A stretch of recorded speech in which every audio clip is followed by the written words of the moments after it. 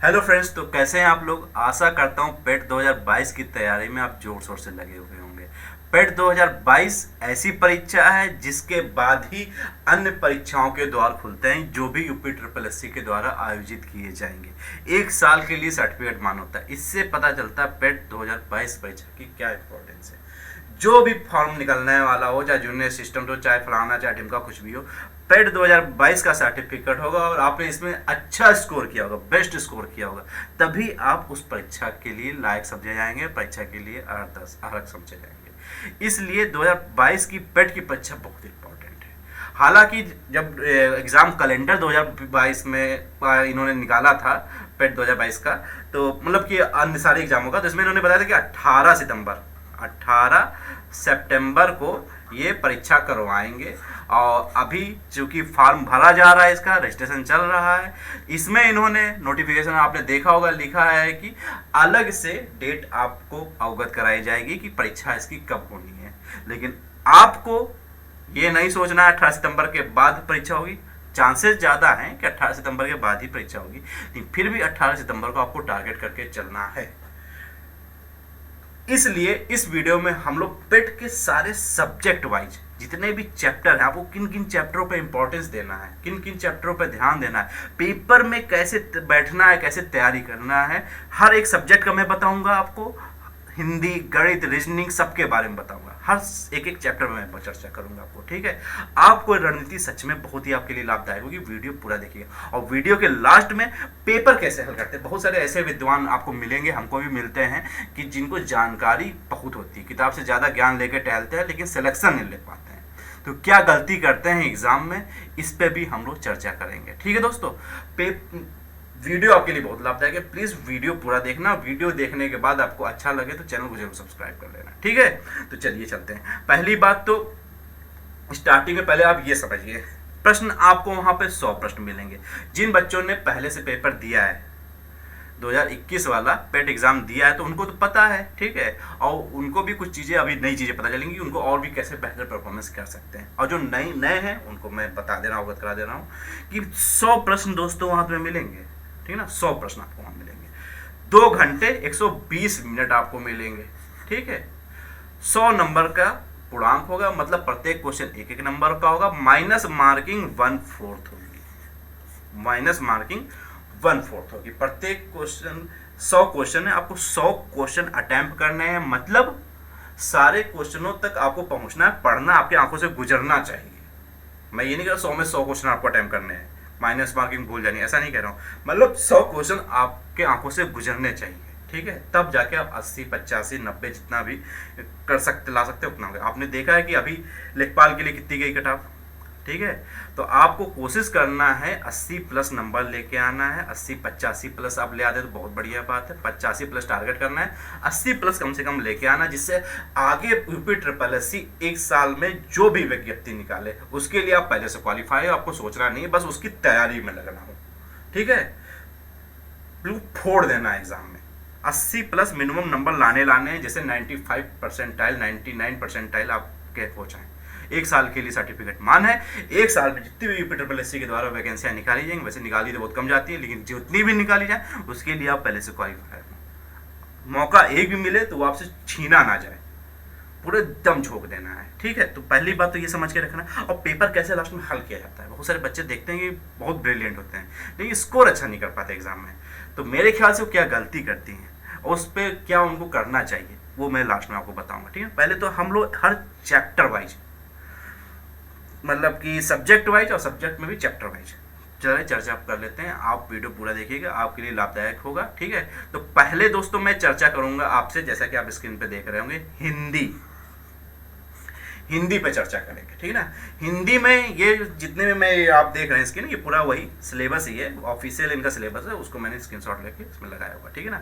अलग अलग डिवाइड करके रखे थे, जैसे देखो 13वें नंबर पे इन्होंने लिखा था, 8वें नंबर पे लिखा था समान हिंदी, यहाँ पे पूरा कहानी दिया, और लास्ट में 13वें नंबर पे अपठित हिंदी गद्यांश का विवेचना एवं विश्लेषण 2 गद्यांश आएंगे। है तो हिंदी ही, तो मैंने एक जगह पर इकट्ठा कर दिया। आने वाली है 15 नंबर की आपकी हिंदी, 15 नंबर की हिंदी आने वाली। कौन सा? 5 नंबर में तो ये संधि, विलोम, पर्यायवाची ये सब आएंगे, और 10 नंबर के 2 आपको वहाँ पे गद्यांश मिलेंगे और प्रत्येक में 5-5 प्रश्न होंगे, ठीक है।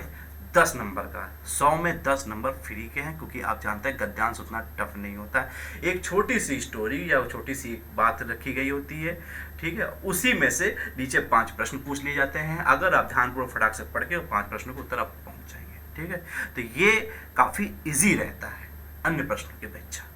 तो ये आपके 10 नंबर छूटने नहीं चाहिए, ये 10 नंबर और ये 5 नंबर बहुत इंपॉर्टेंट है। अब हिंदी में आपको तैयारी क्या क्या करनी, कैसे करनी। पहली बात तो आपको 3 चीजें ध्यान रखनी। फर्स्टली क्या रखना है ध्यान, वही जो मैं हमेशा कहता हूँ, मेन बेस वही है दोस्तों, तैयारी करने का, सिलेक्शन लेने का फार्मूला वही है। क्या हिंदी में किया जाता है, जैसे संधि हो गई, कैसा चैप्टर है ये, रूल्स वाला। संधि में स्वर संधि, व्यंजन संधि, विसर्ग संधि, ये जितनी भी संधियां हैं सब में रूल्स हैं, ठीक है। तो रूल्स आपको पहली बात तो रिवीजन करने, जो रूल्स वाले चैप्टर हैं, जैसे संधि हो गया आपका, ठीक है। और कौन सा चैप्टर इसमें रूल्स वाला हो गया आपका, जैसे समान अशुद्धियां हो गया, ठीक है। ये जो चैप्टर्स रूल्स वाले हैं जिनमें व्याकरण लगती है, इसको आपको बढ़िया से रिवीजन कर लेना। आप जिस भी किताब से पढ़ रहे हो, आदित्य से पढ़ रहे हो, हरदेव बाहरी से पढ़ रहे हो, किसी भी किताब से पढ़ रहे हो, मुझे आदित्य प्रकाशन पेट परीक्षा के लिए, लेखपाल परीक्षा के लिए जो वनडे एग्जाम्स होते हैं उनके लिए मुझे बेहतर लगती है। हरदेव बाहरी कुछ ज़्यादा ही ब्रॉड है, लेकिन वो बहुत ज़्यादा बेहतर है, ठीक है। आप जिस किताब से पढ़ रहे हैं उस किताब से आप पहले, या किसी नोट्स बना रखा है या किसी चैनल से आप पढ़ रहे हैं, वहाँ से पहले सारे रूल्स रिवीजन कर लो दोस्तों, ठीक है ना। रूल्स रिवीजन करना है आपको, क्या करना है, रूल्स, ग्रामर के जो रूल्स हैं वो आपको पूरे रिवीजन कर लेंगे। नंबर 2 पे क्या करना है, रूल्स को ध्यान में रखते हैं प्रैक्टिस सेट करना है, ठीक है। क्या होगा इससे, संधि के आपको व्यंजन का रूल पता है कि व्यंजन संधि कैसे पहचानते हैं, क्या है व्यंजन संधि, कहते किसे हैं। लेकिन वहाँ पे परिभाषा तो आपसे पूछा नहीं जाएगा, लिखित परीक्षा तो है नहीं, है ऑब्जेक्टिव परीक्षा। वहाँ आपको एक वर्ड दिया जाएगा, उसमें पूछा जाएगा कौन सी संधि है कि नहीं है। तो ये कैसे आपको पता चलेगा, प्रैक्टिस से पता चलेगा। किससे पता चलेगा, प्रैक्टिस से पता चलेगा। जब आपको रूल्स पता होगा, आपने ज़्यादा से ज़्यादा क्वेश्चनों पर प्रैक्टिस किया होगा, प्रीवियस ईयर के क्वेश्चन हो, कोई अच्छी अथेंटिक प्रैक्टिस सेट ले लो। 50 तरह की प्रकाशन की पड़ी हुई हैं, अरिहंत की, तरिहंत की, किरण की, घटना चक्र की, ना जाने कितने सारे प्रैक्टिस सेट पड़े हुए हैं। खूब प्रैक्टिस कीजिए, जितना प्रैक्टिस कर सकते हैं मैक्सिमम क्वेश्चनों के प्रैक्टिस कीजिए, ठीक है। आदित्य में भी बहुत सारे क्वेश्चन दिए हैं प्रीवियस ईयर के, या नहीं दिए तो बहुत इंपॉर्टेंट क्वेश्चंस दिए हैं जो आने वाली परीक्षा की दृष्टि से काफ़ी ज़्यादा इंपॉर्टेंट रखते हैं, आते हैं परीक्षा में, बार बार रिपीट होते हैं, ऐसे क्वेश्चन है। तो उसमें आप पहले रूल्स पढ़िए और ज़्यादा से ज़्यादा क्वेश्चनों पे आप प्रैक्टिस कीजिए, ठीक है ना। क्या करना है आपको, प्रैक्टिस, ठीक है। ये 2 चीज़ें आप करेंगे, आपके जो रूल्स वाले चैप्टर्स हैं ये आपके कंप्लीट होंगे। सिलेबस से बाहर ना भागने की कोशिश करना। सर, आप बहुत सारे बच्चे पूछते हैं कि सर सिलेबस से बाहर भी 2-4 क्वेश्चन आ जाते हैं। यार 2-4 क्वेश्चनों के चक्कर में 90 नंबर 95 नंबर तो ना गवा दोगे। पहले जो है पहले उसको तो पूरा, जो सामने दिख रहा है उसको तो पहले पूरा समेटो, उसके बाद समय मिलता है तो उसको भी समेट लेना। जो नहीं आपको लग रहा है कि बाहर से आ जाता है, उन चैप्टरों को भी ध्यान दे लेना। पहले जो सामने दिख रहा है उसको समेटो, ठीक है। तो पहली बात तो रूल्स कर लेना। फिर उसके बाद क्या आते हैं, आप आदित्य प्रकाशन देखोगे, हरदेव बाहरी, क्योंकि मेरी ये दोनों किताबें चलती इसलिए मैं बार बार नाम ले रहा हूँ। विलोम शब्द, पर्यायवाची, ठीक है, मुहावरे, लोकोक्तियाँ, भरमार पड़ी हुई है। सरसरी नजर सब पे डालते चले। नंबर 3 पे आपको ये करना है, ये 3 फार्मूला रखना है। सरसरी नजर सब पे, किस पे, विलोम शब्द, पर्यायवाची शब्द, ठीक है, मुहावरे हो गया, लोकोक्तियाँ हो गई, इस सबको बढ़िया से पढ़ लेना है, ठीक है ना। सरसरी नजर डाल लेना, एक बार डाल लो तो 2 बार डाल लो, प्रैक्टिस सेट इस पे भी करते रहो, ठीक है ना। और फिर उसके बाद क्या, प्रैक्टिस। ये 3 चीजें करिए, आपके हिंदी में बेहतर नंबर, जितना आप नंबर ला सकते हो मैक्सिमम उतने नंबर लाएंगे। मेहनत तो करनी पड़ेगी, बिना मेहनत के कुछ नहीं होने वाला है। सिलेक्शन ऐसे नहीं मिलता है, लाखों बच्चे पढ़े हुए हैं टैलेंटेड। आपको यहाँ पे ये नहीं देखना कि पेट परीक्षा में बैठे यार मैं 8 नंबर लाए, ये नहीं करना। आपको ये करना है कि मैक्सिमम नंबर लाना है, कि सारा 1-2 मौका भी जो मिले ना वो भी छूटे ना, आपसे कोई छीन ना पाए। लेखपाल में बहुत सारे बच्चे बैठने से रह गए, नहीं बैठ पाए, क्यों, क्योंकि उनके 62 प्लस नंबर नहीं थे। जैसे 62 जनरल की लगभग 62 नंबर कटा गई, ठीक है, तो इतने नंबर नहीं थे। किसी का 61, 60, 59 इस नंबर से गया, उसको कितनी तकलीफ हुई होगी। और कितने मौके मिल गए 2021 से 2022 तक के बीच में, एक दो मौके के अलावा और कुछ मौके मिले हैं, बड़ा मौका एक लेखपाल ही मिला, वो भी बेचारे बैठ नहीं पाए 1-2 नंबर से। तो ये नाबंदर से है। अभी कोर्ट जा रहे, ये जा रहे, वो जा रहे, कोई मतलब नहीं है। पेट में 2022 का मौका मिल रहा है, एक ना एक मौका तो ठीक ठाक को बड़ा मौका मिलेगा ही मिलेगा, और उस पर आपको नहीं छोड़ना है। समय व्यर्थ ना करो, डट के लग जाओ, ठीक है। इतना कर दो कि एक मौका मिले तो उसके लिए आप पहले से क्वालिफाई होने चाहिए। एग्जाम में वहाँ पे परफॉर्मेंस करने का बस आप ये सोचो, ये ना सोचो कि मुझे वहाँ उस एग्जाम के बैठने लायक मुझे समझा नहीं जाएगा, समझा जाएगा नहीं समझा जाएगा, कट ऑफ में आऊँगा कि नहीं आऊँगा, यही सोचते रह जाओगे। ये नहीं करना है। यहाँ पे बेस्ट परफॉर्मेंस है, पेट में सोना नहीं है। अगर पेट में आप सो गए तो आगे तो आपको मौका ही नहीं मिलेगा परीक्षा में बैठने का। बात सही कह रहा हूँ, दिल से आप सुनिए, समझ में आ जाएगा आपको, ठीक है। तो आपको ये 3 फार्मूला अपनाने, और उसके बाद ये जो 10 नंबर है ना दोस्तों, बहुत इंपॉर्टेंट है, समझ लो, ये बहुत इंपॉर्टेंट है। 10%, 100 का 10%, 10 नंबर। 2 गद्यांश मिलेंगे, 5-5 नंबर के होंगे, 2 गद्यांश, 10 नंबर हैं, छोड़ना नहीं है, इसको लपेट लेना है, ठीक। हिंदी में आपको ये रणनीति रखनी है। उसके बाद आ जाओ अगले सब्जेक्ट पे। किस पे आ जाते हैं हम लोग? मैथ पे आ जाते हैं, मैथ पे, ठीक है। मैं अपनी तरफ से बेहतर आपको राय दे रहा हूँ, बेहतर ही राय दे रहा हूँ। मैं भी ऐसा नहीं, मैं भी यूपीटर पीएससी की परीक्षाओं को निकाला हुआ हूँ, वर्तमान समय में गवर्नमेंट जॉब में हूँ, ठीक है। तो ऐसा नहीं है कि मेरे पास भी तजुर्बा अच्छा खासा है, और जो मैं खुद अप्लाई करता हूँ, जो दूसरों को राय देता हूँ, वही मैं आपको बता रहा हूँ, ठीक है दोस्तों। तो इसको आप ध्यान रखिए। चलिए आते हैं मैथ पे। अगर आपके पास कोई प्रश्न भी लग रहा है कि सर इस तैयारी में सर ये कैसे करें, कुछ भी अंदर से प्रश्न आ रहा है, कमेंट बॉक्स में लिखो, जरूर रिप्लाई करूंगा। लिख के रिप्लाई किया जा सकता है, लिख के रिप्लाई करूंगा, नहीं लिख के कह सकता हूँ, लंबा भाषण देना होगा तो अगली वीडियो में बताऊंगा आपको मैं, ठीक है। अगली वीडियो में, मतलब जो अगली नेक्स्ट वीडियो है उसमें बता दूंगा कि आपने ऐसा ऐसा कमेंट किया तो उसका ये चीज़ जवाब है। कमेंट करो और चैनल को जरूर सब्सक्राइब कर लो, ठीक है दोस्तों। चलिए मैथ में आते हैं। मैथ में क्या कहानी है, कितने नंबर की आनी है मैथ? ये आनी है 10 नंबर, 10 नंबर, 5 नंबर, 25 नंबर की मैथ आनी है। अब आप इसमें से बहुत सारे बच्चे कहेंगे सर ग्राफ वाला जो होता है वो रीजनिंग में भी आता है, तालिका में भी आता है, तो आप रीजनिंग में जोड़ लो, मैं मैथ में जोड़ ले रहा हूँ, ठीक है। उससे कोई मतलब नहीं, मेन है आपको वहाँ पे अच्छा परफॉर्मेंस करना। मैं इसमें जोड़ के देख रहा हूँ, ठीक है ना। चलिए पहली बात तो एलिमेंट्री मैथ, प्रारंभिक मैथ। पूर्ण संख्या, भिन्न दशमलव, परसेंटेज, साधारणांकिक समीकरण जो होता है, वर्गमूल, घनमूल, घातांक, औसत, ज़्यादा सिलेबस नहीं, कम सिलेबस है, आप ये देखो, ठीक है ना। आप कहोगे सर बहुत सारे चैप्टर हैं जो इसमें नहीं दिए हैं, अरे पहले जीतना है इसको रिवीजन करो, उसके बाद अन्य सब्जेक्टों पे भी चर्चा कर लेना बाद में। इसमें क्या करना है, मेनली पहले वही चीज़ बेस कि सबके रूल्स आपने जहाँ से भी पढ़े होंगे, फार्मूलाज रिवीजन करो, दम लगा के, जो भी आपने शॉर्ट ट्रिक बनाई होगी, अपना जो पढ़ा होगा, तरीका जो अपनाते होंगे हल करने का, उसको फटाफट पहले रिवीजन करना है, ठीक है। नंबर 2 पे प्रैक्टिस सेट। मैथ में प्रैक्टिस सेट बहुत इंपॉर्टेंट करता है, मैथ और रीजनिंग दोनों में मैं बता रहा हूँ, मैथ और रीजनिंग में प्रैक्टिस सेट बहुत इंपॉर्टेंट करता है। तो नंबर 2 पे मैथ का प्रैक्टिस सेट, कोई भी अच्छी प्रैक्टिस सेट ले लीजिए और उसको हल कीजिए।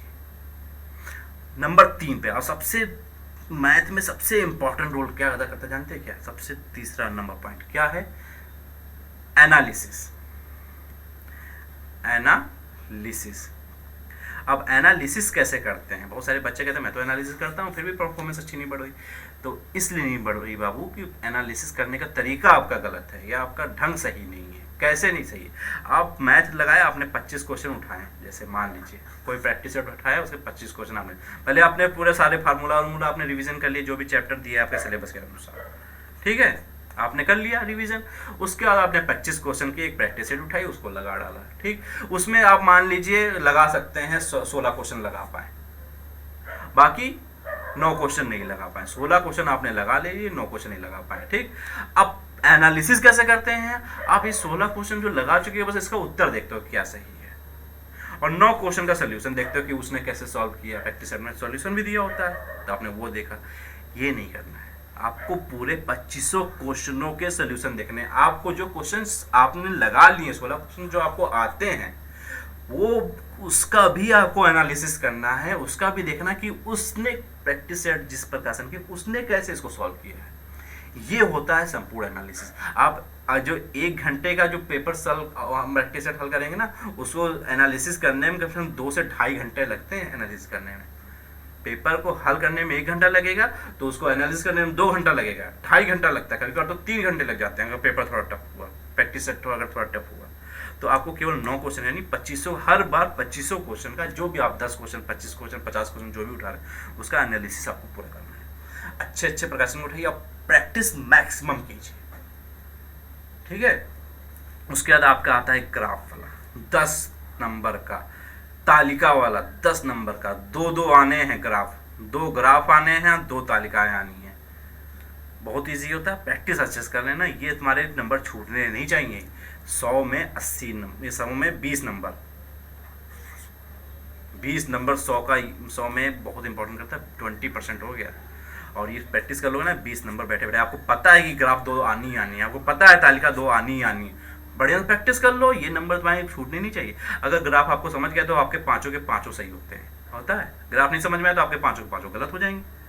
तो ये पूरे में पूरे दिलाता है और पूरे में 0 भी दिला देता है। तो ये ध्यान रखना है, आपको प्रैक्टिस अच्छे से करनी है, प्रैक्टिस नहीं छोड़ना है, ठीक है। तो आपकी मैथ में तो मेरे ख्याल से इससे बेहतर रणनीति नहीं हो सकती है, ये आपको। अगर आपके पास और भी कुछ राय है तो आप कमेंट बॉक्स में लिखिएगा, मैं उस पर जरूर चर्चा करूँगा आपसे, ठीक। चलिए अब आते हैं रीजनिंग में। रीजनिंग में उतना कुछ विशेष नहीं है। रीजनिंग में 5 नंबर की रीजनिंग है, ठीक है। 5 नंबर की रीजनिंग है। आप इसमें से जो ये तालिका वालिका ग्राफ को इसमें जोड़ना चाहते हैं तो आप जोड़ लीजिएगा, तो इसमें आपका रीजनिंग ऐड हो गया। लेकिन आपको ये फोकस रखना है कि इसमें भी नंबर 1 पे पहले रूल्स को कर लेना है रिवीजन। कुछ रूल्स होते ही होते हैं। कैसे? कैलेंडर अगर आपने पढ़ा होगा तो रूल होता ही होता है इसमें, बिना रूल के कैलेंडर आप नहीं सॉल्व कर पाएंगे। घड़ी में भी कुछ रूल्स होते हैं, कोडिंग डिकोडिंग में भी कुछ एक होता है, तरीका अपनाया जाता है। पहले जोड़ा फिर घटाया फिर ये किया जाता है, जो भी चीज़ें होती हैं, ठीक है।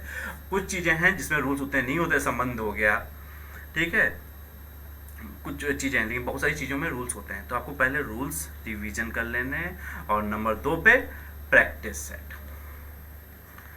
बेहतर किताब कौन सी है? मेरे ख्याल से Arihant one of the best किताब है।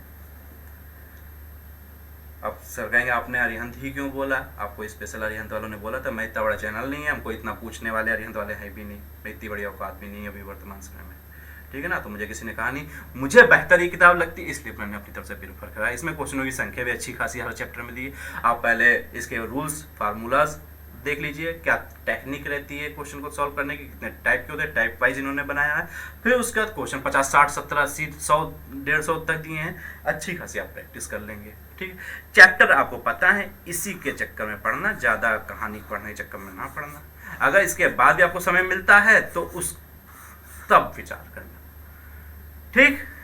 रीजनिंग में इतनी ही 2 कहानी करनी है। प्रैक्टिस के बाद नंबर 3 पे एनालिसिस। वही जैसे मैंने बताया, एनालिसिस क्वेश्चन को आपको आता है, उसको भी उसका एनालिसिस देखना है। देखिएगा, जरूर फायदा होगा, आप करके देखिएगा, आपको जरूर फायदा होगा। चलिए, रीजनिंग में ये बेहतर रहा आपके लिए। उसके बाद आते हैं सबसे बड़ी कहानी, अब शुरू होती है। जीएस को अलग किया है, जीए को अलग किया है, करंट अफेयर को अलग किया है सिलेबस में। आपने गौर किया हो, मैंने कट कट करके पूरी कहानी नहीं लिखी, इतिहास लिखा है। जैसे तो इतिहास में पूरा वैदिक इतिहास, मुगल काल, ये सब कुछ कहते हैं, सल्तनत काल, ठीक है ना, हर्षवर्धन काल, सब कुछ अलग अलग उन्होंने लिख दिया है इसमें। मैं सीधे मेन टॉपिक उठाया, भारतीय इतिहास। भारतीय इतिहास क्या मतलब क्या है? प्राचीन और मध्य इतिहास, मध्यकालीन इतिहास। ये 5 नंबर का आना है, ध्यान से समझिएगा। मेन कहानी यहाँ से शुरू होती है। क्यों? देख लीजिए, 5, 10, 15, 20, 25, 30 नंबर की केवल आपकी जनरल स्टडी आनी है। 100 में 30 नंबर की, 30%, ठीक है। 30 नंबर की जनरल स्टडी आनी है, बहुत इंपॉर्टेंट रोल अदा करेगा आपके सिलेक्शन के लिए। यहाँ आपको अच्छी परफॉर्मेंस करनी है, ठीक है। भारतीय इतिहास में प्राचीन इतिहास और मध्यकालीन इतिहास को इन्होंने सम्मिलित किया है सिलेबस में, ठीक है। आप पहली बात तो एक चीज़ को नोट करके रखिएगा, ये जितने भी सब्जेक्ट हैं, चाहे इंडियन हिस्ट्री हो, इंडियन नेशनल मूवमेंट हो, ज्योग्राफी हो, इंडियन इकोनॉमी हो, या Indian constitution and public administration, या जनरल साइंस, सब में एक ही रूल रखना कि जिस किताब से आप तैयारी कर रहे हो, जैसे लूसेंट से पढ़ रहे हो, चाहे यूनिक से पढ़ रहे हो, घटना चक्र से पढ़ रहे हो, और भी जो अच्छी प्रकाशन है वहाँ से आप पढ़ रहे हो, आप वहीं परीक्षा वाणी से पढ़ रहे हो, आप वहीं से रिवीजन करना है, ठीक है ना।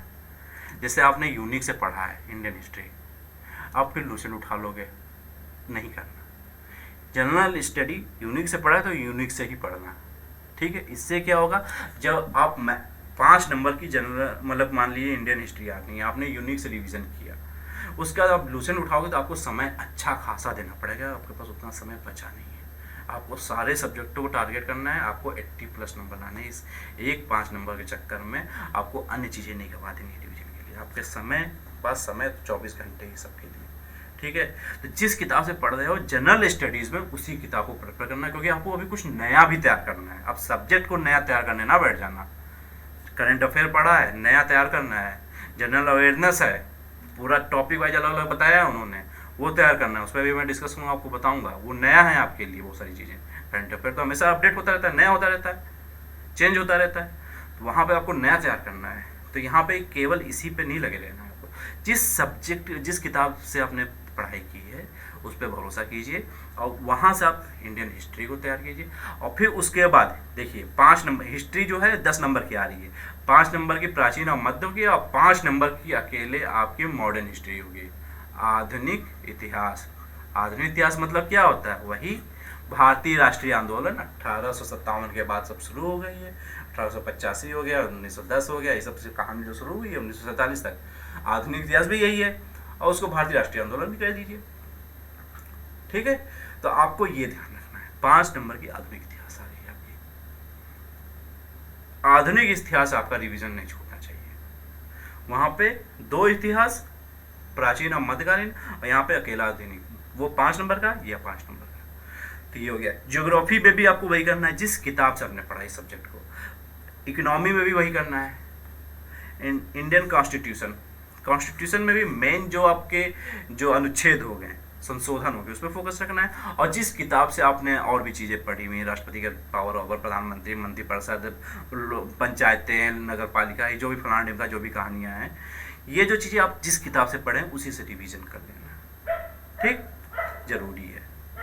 उसके बाद सामान्य विज्ञान आप जिस किताब से पढ़े हो, यूनिक से पढ़े हो, जिससे पढ़े हो वो, लेकिन मुझे ज़्यादा अच्छी डॉक्टर आरिफ की लगती है। डॉक्टर आरिफ की किताब ज़्यादा रेफर करता, क्योंकि इसमें मटेरियल ये टॉपिक वाइज इन्होंने कंप्लीट किया है, ठीक है। कॉम्पिटेटिव टाइप का, जैसे कि किसी को मापने वाली चीज़ होगी तो मापने वाला को पूरा एक बना दिया, लिस्ट बना दिया। आप लिस्ट फटाफट देख डालेंगे मापक कौन कौन से होते हैं, किसको किससे मापा जाता है, इस टाइप से इन्होंने बनाया है। बाकी आप जिससे तैयारी कर रहे हैं आप उसी से तैयारी कीजिए, उसी से रिवीजन कीजिए। आपको पूरा रिवीजन कर लेना है ये 6 सब्जेक्ट को, आपको ध्यान रखना है, ठीक। 30 नंबर का मामला है, छूटने ना पाए। 30 में आपको 20+ नंबर कोशिश करनी है लाने की, ठीक। ये जनरल स्टडी। अब जनरल स्टडी को अलग कर दिया, जनरल अवेयरनेस को भैया इन्होंने अलग कर दिया है। जनरल अवेयरनेस में पूरी कहानी बताइए, भारत के पड़ोसी देश, राजधानी, मुद्रा, भारत के राज्य, केंद्र शासित प्रदेश, भारतीय संसद, राज्यसभा, लोकसभा, विधान परिषद, ये क्या है। अभी जो भारतीय संसद, राज्यसभा, लोकसभा बता रहे हैं, ऊपर उठाएंगे आप ये देखेंगे इंडियन कॉन्स्टिट्यूशन, ये भी तो वही है। तो ध्यान देखिएगा, चाहे ये 30 नंबर हो और इधर जनरल अवेयरनेस का 10 नंबर हो। और सुनिए, जनरल अवेयरनेस का 10 नंबर हो, ये इतने भारत एवं विश्व खेल जो आप देख रहे हैं, और इधर करंट अफेयर पे आ जाइए, ये 10 नंबर, ये सब एक ही चीज है। मतलब 10 ये और 30 वो, 50 नंबर का कहानी यही है। 100 में से 50% की कहानी यही है। समझे कुछ? जैसे मैं संसद बता रहा हूँ, ये सब जो चीजें बता रहा हूँ, ये सब तुम्हारे जनरल स्टडी में भी आ गया। और अंतर्राष्ट्रीय दिवस, राष्ट्रीय दिवस, ये जो मुख्यालय पर्यटन स्थल हो गया, ये करंट अफेयर भी हो गया। ये सब तीनों चीजें एक जगह से जुड़ी हुई हैं, general studies, general awareness and current affairs, ठीक है। 50% तुम्हारा यही आना है। 50%, 50 नंबर का 100 में से बहुत रोल इंपॉर्टेंट रहता है। अब आपको करना क्या, जनरल स्टडी का मैंने बता दिया, जिस सब्जेक्ट से आपने पढ़ा उसी सब्जेक्ट को, मतलब जिस किताब से आपने पढ़ा उसी किताब से आपको पढ़ना है। इस जनरल अवेयरनेस में जितने भी आपके टॉपिक्स हैं आपको करना है। ध्यान से समझिएगा दोस्तों, बहुत ध्यान से समझिएगा और अप्लाई कीजिएगा। आप देखिएगा आपका परफॉर्मेंस कैसे नहीं अच्छा होता है। चैप्टर्स देख लीजिए, नीचे से देखिए, पुरस्कार एवं विजेता, प्रसिद्ध पुस्तकें और लेखक, ये सब करंट अफेयर है। शुरुआत अभी जो 6 महीने के करंट अफेयर है, इसको आप देख डालिए। ये टॉपिक वाइज करंट अफेयर को टॉपिक वाइज देखना। करंट अफेयर इन्होंने अलग से लिखा है 10 नंबर का, इसका टॉपिक यहाँ जनरल अवेयरनेस में दिया है इन्होंने, ठीक है ना। ये टॉपिक वाइज आप पूरा देख डालिए कि वर्तमान में अभी कौन कौन से पुरस्कार वितरित किए गए 6 महीने के अंदर, या 1 साल का देख लिया तो सबसे बेस्ट, नहीं देख पाते तो कम से कम 6 महीने का देखना, इसके नीचे चलेगा नहीं काम आपका, ठीक है। कोई भारतीय अनुसंधान संगठन हो गए, कौन कौन सी प्रसिद्ध पुस्तकें हो गई, उसे कौन कौन राइटर हैं, कौन कौन से खेल हुए हैं आयोजित, कौन जीता है, कहाँ आयोजित हुए हैं, कब हुए हैं, ये सब कुछ इंपॉर्टेंट देख लेना। ये चैप्टर वाइज दिवस उवस सब देख लेना। ये आपको नया आपको पूरा तैयार करना पड़ेगा, ठीक है। मैं क्या करवा रहा हूँ, उत्तर प्रदेश यूपी का करंट अफेयर और जीके, ये जो टॉपिक आप देख रहे हो ना दोस्तों, इसमें मैक्सिमम जो क्वेश्चंस होते हैं उत्तर प्रदेश संबंधित बहुत क्वेश्चन आते हैं। आपने पेट में गौर किया होगा, पिछले 2021 का पेपर उठाए देखा, समझ में आ गया। तो मैं अभी इसमें प्रैक्टिस सेट सॉल्व करवा रहा हूँ। उत्तर प्रदेश अभी 6-7 वीडियो व्यूज पा चुके, 1000 प्लस प्रश्नों का टारगेट उसमें चल रहा है। 1000 प्लस प्रश्न, मतलब समझते हैं 1000 प्लस प्रश्न का उत्तर प्रदेश का पूरा जीके, जीएस, जनरल स्टडी सब कंप्लीट हो गया इसमें। उत्तर प्रदेश का करंट अफेयर पूरा लगभग कंप्लीट हो गया है। करवा रहा हूँ, आप देखिए, आपके लिए खूब लाभदायक होगा, ठीक है। उसमें मैं 6 महीने का आपका करंट अफेयर भी उत्तर प्रदेश का ही मैंने टारगेट किया हुआ हूँ। ये सारे टॉपिक्स में ध्यान देते हुए चल रहा हूँ, प्रैक्टिस कीजिएगा उसमें, और हर क्वेश्चन के माध्यम से वो पूरा टॉपिक क्लियर कर रहा हूँ। जैसे किसी एक खेल से संबंधित आपसे प्रश्न पूछ लिया, आपको आता है अच्छी बात, नहीं आता कोई बात नहीं, और उस खेल के बारे में पूरी जानकारी उस क्वेश्चन के माध्यम से दे दी, आपकी तैयारी अच्छी होगी। देखिएगा वीडियो, आपके लिए बहुत लाभदायक होगा, ठीक है। तो ये आपको करना है, ये टॉपिक्स पे ध्यान रखना, इसी टॉपिक को आपको करंट अफेयर में पूरा पढ़ लेना है, ठीक। अब आता है अगली कहानी। करंट अफेयर चाहे भारतीय हो, चाहे वैश्विक हो, चाहे इंडियन हो, चाहे इंटरनेशनल हो, 10 नंबर का आना है टोटल, ठीक है ना।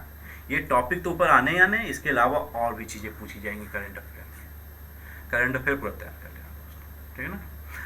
बहुत सारे क्वेश्चन उत्तर प्रदेश की योजनाओं से संबंधित आएगा, वो भी आपको तैयार करना है। योजनाएं जो बहुत ज़्यादा इंपॉर्टेंट रहती है। मैं हालांकि अपने प्रैक्टिस सेट में आपको कंप्लीट करवा रहा हूँ। आप ये ना देखना कि वो लेखपाल के लिए है, लेखपाल के लिए नहीं, वो पेट परीक्षा के लिए भी है, बहुत इंपॉर्टेंट। यूपी ट्रिपल एससी की आयोजित कोई भी परीक्षा हो उसके लिए है, जहाँ जीएस, जनरल स्टडीज, ये सब चीज़ें पूछ देता है, वहाँ के लिए पूछा ही जाएगा, बहुत इंपॉर्टेंट करता है ये, ठीक है। तो आपको इसको ध्यान रखना है।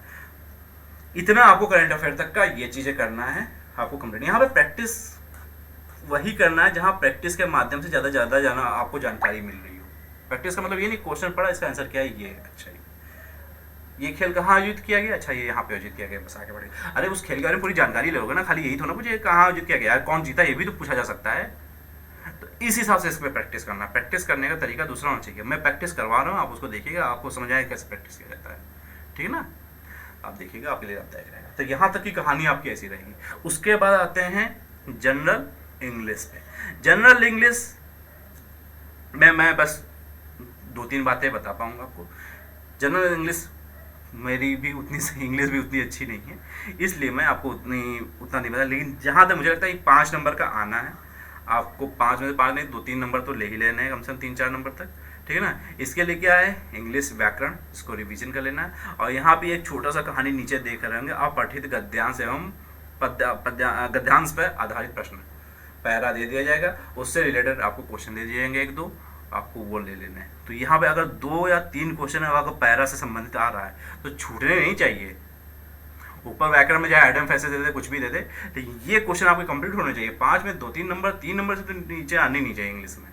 फैसे इतने टफ नहीं आते हैं यूपी ट्रिपल एससी की किसी भी परीक्षा में, ठीक है ना। पेट वाला 2021 वाला पेपर देख लीजिए, उतने टफ नहीं आते। तो ये आपका कंप्लीट है। अब आपको देखिए, इतनी हो गई आपको सब्जेक्ट वाइज मैंने बता दिया, सब्जेक्ट में भी चैप्टर वाइज बता दिया आपको कैसे तैयारी करनी है। अब वहाँ पे पेपर कैसे हल करना है, क्योंकि बहुत सारे बच्चे ऐसे हैं, आप भी जानते हो कि बड़ा टैलेंटेड बच्चा है यार, उसको तो सब कुछ जानकारी है, उसको तो हर चीज़ पता है यार। कुछ भी पूछो तो मैथ का कोई क्वेश्चन पूछो फटाक से जवाब देता है, कैलकुलेटर उसके दिमाग में फिट है। तो नो सिलेक्शन का ही नहीं ले पा रहा भाई इतने साल से। बहुत सारे ऐसे बच्चे भी मिलते हैं ना। कारण ये है कि वो किताब से ज़्यादा ज्ञान रखते हैं और एग्ज़ाम में जाके कुछ गलतियां ऐसी कर जाते हैं जिसके कारण वो सिलेक्शन से वंचित रह जाते हैं। मेरे ख्याल से जो गलती करते हैं, मैं उस पर अपनी राय दे रहा हूँ, आप सुन लीजिए, आपके लिए फायदेमंद रहेगा, आपको वैसी गलती नहीं आती है, ठीक है। चलिए अब देखना है, आप ये रणनीति है पेपर में आपको वहाँ पे क्या करना है। फर्स्टली आपको ध्यान देना, पेपर जब आप हल करेंगे, पहली चीज़ आपको ध्यान रखनी है हमेशा, जब आप पेपर हल करते हैं, आपको पेपर खोला, आप पहले क्वेश्चन से हल करना शुरू कर रहे हैं, जैसा भी आपने बनाया है टैक्टिस, चाहे मैथ हल करना है, चाहे जीएस हल करना है, हिंदी हल करना है, या शुरुआत से 1 नंबर से हल करना शुरू कर देना है, जो भी आपकी रणनीति हो, ठीक है ना। इसमें टॉपिक वाइज अलग अलग तो नहीं बनाएगा, हिंदी का पूरा एक अलग बना दिया, ऐसा तो नहीं, ज़्यादा है नहीं क्वेश्चन, ठीक है। 5 नंबर की अंग्रेजी आनी तो 5 नंबर की पूरा अंग्रेजी का हेडिंग तो डालेंगे नहीं, 5 क्वेश्चन बीच में डाल देंगे, इस तरह से हो। तो आप 1 नंबर से स्टार्ट करते हो। फर्स्टली आपको ध्यान रखना, अगर पेपर जैसे मान लो एग्जामिनर ने टफ पूछ लिया, टफ आ गया, आप पहला क्वेश्चन देखते हो, आपको नहीं पता, आपने मिस किया, दूसरा देगा वो भी नहीं आया, तीसरा देगा वो भी नहीं आया, करते करते 10 क्वेश्चन तक गया, नहीं आ रहा है, पेपर थोड़ा टफ लगा, शुरुआत के 10 क्वेश्चन आपको टफ लगे, नहीं आ रहे, वहाँ पे पसीना ना छोड़ देना, वहाँ पे परेशान ना हो जाना, भैया पेपर टफ आ गया, अब तो होना है नहीं, मेरे तो समझ के बाहर है, ये ना करना, ठीक है। हो सकता है इधर शुरुआत के 10 क्वेश्चन इधर टफ दिए हूँ, बीच में 20 क्वेश्चन बहुत इजी दे दिए हूँ, तो ये कभी ना करना। एग्जामिनर कहीं ना कहीं क्वेश्चन कुछ ऐसे डालता है, आप सीजीएल का पेपर दिए होंगे, एसएससी के द्वारा जो आयोजित होता है सीजीएल का पेपर, उसमें लास्ट में पॉइंट निर्देश में लिखा रहता है, पेपर में क्या लिखा रहता है कि कुछ प्रश्न जानबूझकर कठिन दिए गए हैं, लेंदी दिए गए हैं, समय लेने वाले दिए गए हैं, कृपया हर समय को अपनी तरफ से औचित्यपूर्ण समय ही दीजिए हर क्वेश्चन को। इसका अर्थ समझ रहे हैं, ये हर पेपर के लिए लागू होता है रूल। अगर शुरुआत के 10 क्वेश्चन आपको नहीं आ रहे, 5 क्वेश्चन नहीं आ रहे, तो एक काम करो, पेपर करो बंद और लास्ट से शुरू कर दो हल करना, लास्ट से हल करना शुरू करो, हो सकता है उधर से तो आपको मिल जाए, बीच से हल करना शुरू कर दो, 50 नंबर से शुरू कर दो हल करना, हड़बड़ाना नहीं है, आराम से पेपर को हल करते जाना है, और पानी वानी बीच में पीते रहना है, ठीक है ना। पानी से क्या होता है, पानी को थोड़ा पिया, मुंह में रखा, थोड़ी देर रोका, ठीक है ना, इससे थोड़ा सा गाल की जो नसें होती हैं उस पर थोड़ा सा तनाव मिलता है, जिससे थोड़ा सा दिमाग को फ्रेशनेस महसूस होती है। ये जरूर करना, अपने घर पे बैठ के करना, देखना थोड़ा सा आपको लगेगा रिलीफ मिलेगी, फायदा मिलेगा, करके देखना, आपको अच्छा लगेगा। मेरी राय है, बाकी आपकी कहानी, आप जानो आपकी लाइफ, मैं आपको ये राय दे रहा हूँ फिलहाल, ठीक है। तो आपको ये फर्स्टली करना है। नंबर 2 पे ध्यान देना है। नंबर 2 पे क्या ध्यान देना है, कोई भी भैया ऐसा बंदा नहीं जिसको 60-70 जो बढ़िया पढ़ने वाला बच्चा है ना, 60-70 क्वेश्चन से ऊपर तुम कंफर्म किसी को नहीं पता होता है। जो कंफर्म बताते हैं कि उसके 85 नंबर आए 100 में से, तो 85 नंबर आए, इसका मतलब 85 क्वेश्चन उसके कंफर्म नहीं उसको पता थे कि हाँ उसका उत्तर यही सही है। 60, 65, 70, 50, 75, इससे ऊपर नहीं किसी को पता होते हैं। मैक्सिमम मैंने बता दिया, इतना तो होता ही नहीं है, 70 तक मान के चलिए।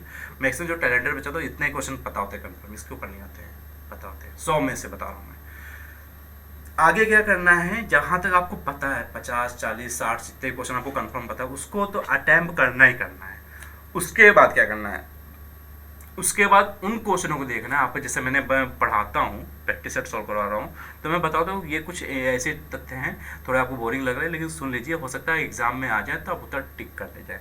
इसका अर्थ आप समझते हैं, जब मैं पढ़ाता हूँ, आप मेरी पुरानी वीडियोस देखेंगे तो उसमें आपको पता चलेगा। इसका अर्थ ये है कि एग्जामिनर, आपने जैसे कोई चीज़ पढ़ा है, तो आप जैसे आपके पास क्वेश्चन आया, आपको लग रहा है आप ये पढ़े तो हो, लेकिन ये जो 4 ऑप्शन दिए हैं इसमें से पहला और चौथे में आप कंफ्यूज हो।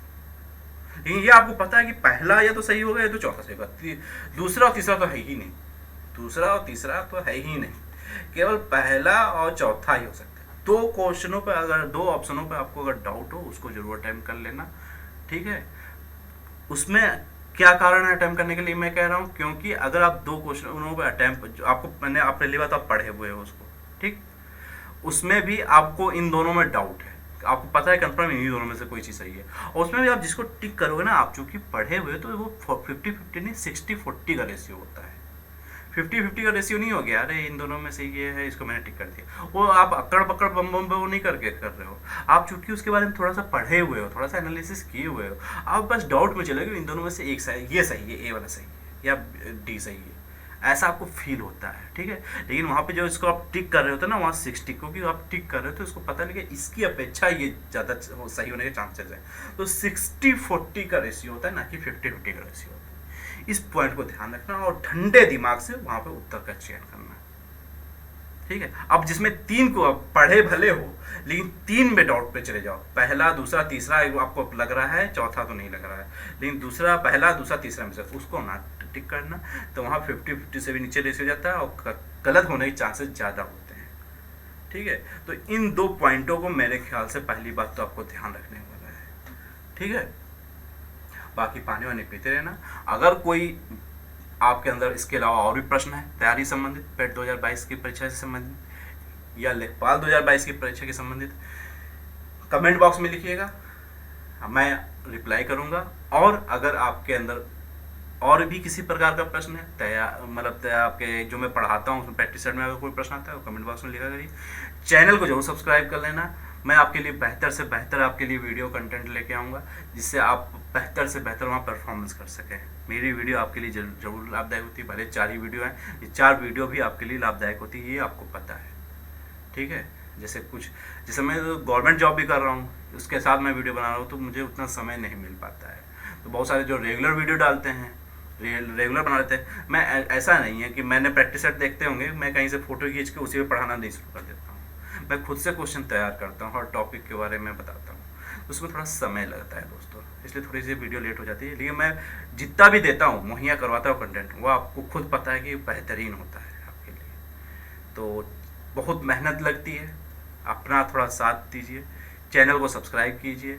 जब चैनल की प्रगति होती है तो मुझे लगता है कि हाँ, मेरी मेहनत रंग लाई, और भी मेहनत करने का अंदर से हौसला आता है, उत्साह आता है, और जिससे मैं और भी मेहनत कर पाता हूँ। तो आपकी साथ की ज़्यादा ज़रूरत है मुझे, और मेरी आपको साथ की ज़रूरत है, जिससे मैं आपकी लाइफ में, आपकी तैयारी में, आपकी सरकारी नौकरी पाने की सपने में कुछ अपना भी योगदान दे सकूँ, ठीक है दोस्तों।